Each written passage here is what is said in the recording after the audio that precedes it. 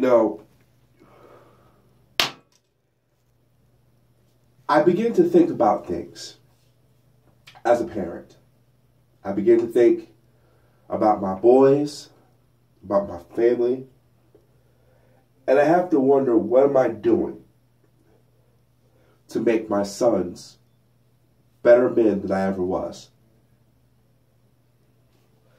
I begin to look at my godsons, at the boys growing up in my neighborhood,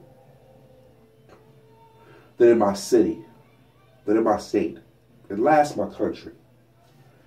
And I begin to wonder, why is it that little black boys are skewed far worse than any other minority group in the country, and then amongst all boys, period. And then I begin to realize where the issue is. I realize we talk about how Black Lives Matter. We talk about how our black boys are precious. But we do our black sons a disservice because we in the black community do not observe the natural order of things. Now, many people don't like that, the natural order, because unfortunately the liberal agenda has muddied the gender role spectrum. And I'm not saying that if you have a vagina, you need to be over a stove, barefoot, and pregnant. That's not what I'm saying. But what I am saying is that the natural female instinct in the black woman is practically lost. And the masculinity, these young boys are born emotionally, and in some cases mentally, they're born geldings. From birth, they're castrated. And it's very concentric on the black woman. I'm going to state this position, and I'm sure you guys have heard this before, but a community can rise no higher than the moral position of its women. And unfortunately, this is true. But I also want to caveat this, because the black man has not understood the natural order of things. He therefore cannot step into his natural position. And yet, because he does not understand natural order, he cannot impose it and right the ship that has otherwise been capsized for some several years. What does that mean? In order for us to progress, to show that black lives truly matter, we must go back to the very foundation where life all begins. We're in the family. Life just doesn't begin the moment that a penis meets a vagina. The individual life begins that way, but the life of the community begins where at the family level.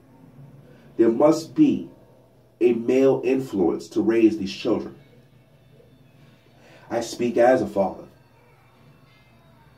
I speak as a husband. It troubles me because in today's times, these young black boys are disadvantaged because they don't have that fatherly upbringing. They don't have the father to straighten them out when they err. They don't have the father to teach them how to think, how to examine things with a logical mind, to say it's okay to feel, but don't let your feelings cloud your judgment. We have become the community that has allowed the women to think for both genders. And the problem with that line of thinking is that this black woman has no experience outside of receiving a penis during intercourse, what it is like to be in a man's skin.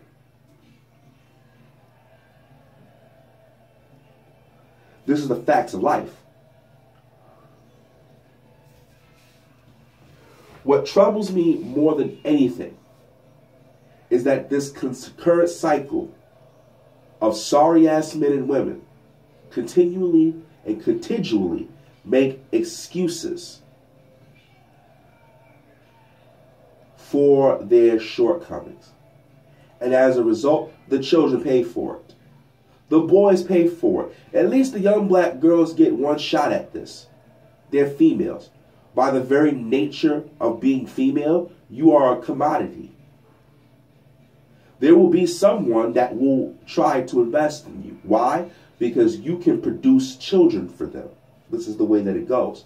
Let's look at it another way. In any society, before modern technology took over, what did you do when you conquered a neighboring tribe or a neighboring group of people? You slaughtered the men and you took the women. Women and children meant several things. Amongst them, help with your labor. They meant wealth. They meant the survival of your genes. But when we put this into proper context with the black men, the black men, of course, propagate their genes, but they do not ensure their offspring are fit for survival. Of course, the women have a hand in this too, because they choose men for superficial characteristics, things that do not matter.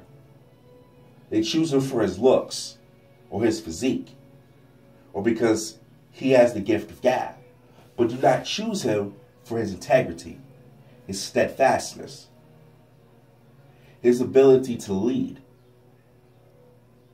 And as a result, these young black boys grow up in scenarios where they are left to the wolves. I tell you that if the natural order is not imposed immediately on the black community, well, then we are just going to have a serious problem. We're going to continue having young black boys shot. We're going to continue having young black boys jailed. We're going to continue having increasingly masculinized black females. You will have no one to blame but yourself. Most of all, you're going to continue having black people ask you for a solution when the solution is plainly in front of your face. Why is it that we have to keep dodging the real problem and keep constructing these bullshit narratives and talking points as if those are what are going to get us where we want to be? No. I'm going to say this, and I'm saying it consistently in this video so it sinks into your head. The natural order of things, it is the only way the black community is going to return to where it used to be, where there was the lowest rate of out-of-wedlock births, and black women were marrying black men at the highest rates, even more so than her white counterpart. Where black boys grew up stable. This victimization complex did not exist. Where the black woman no longer has to exert both masculine and feminine qualities to survive in a world where she should not only have to exhibit female qualities, but male qualities in order for her to propagate herself and her offspring. In other words, this black woman no longer has to take on masculine traits for her survival, because her survival becomes as it should be on her man. And in this task, she can assist, but it will be largely up to him, not only for the survival of the woman, but the children. See, there will become, in the natural order of things, a certain way we as blacks will begin to think. We will begin to think for self. We as black men will be able to do for self. And of course, the natural order of things then begins to weed out the undesirables. Your hood rats, your thugs, they naturally get weeded out because they will only have what? Each other to propagate with. And of course, Darwinism will always take effect, and we'll clearly see them birth these children, and shit will happen to these children. And it will be unfortunate, but Darwinism will right the gene pool. I say to you,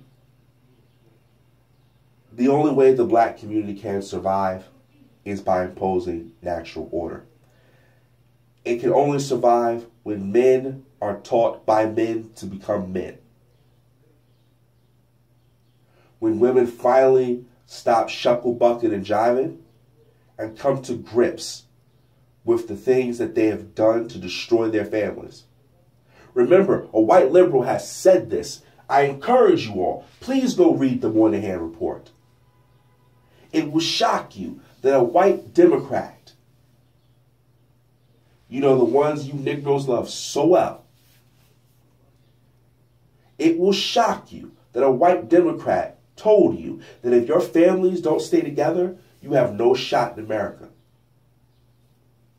And 40, 50 years later, look where we are today. By the imposition of natural order, families come together, children are reared successfully, the community begins to heal and take care of one another. And until these black men realize that they have no shot without this natural order in place, you will continue to fail.